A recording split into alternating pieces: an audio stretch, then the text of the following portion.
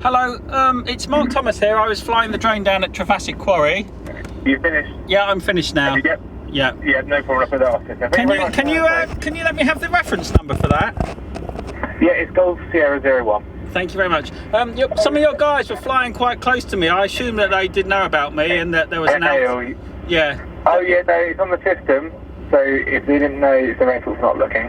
Okay, that's because we fine. put it on our CAG system, and we're sorry if that's interrupted you. No, it didn't. No, it's all right. I mean, there's an altitude difference, but some of them were quite close. And of course, I was in the quarry, and I couldn't see them coming because I don't have a. I'm like in a bowl, aren't I? So just in case anyone starts moaning that there was a drone, then I did call you guys. No, so you did, yeah. No one's phoned up. All right. Thank you very much. Cheers. Thank you. Okay. Bye.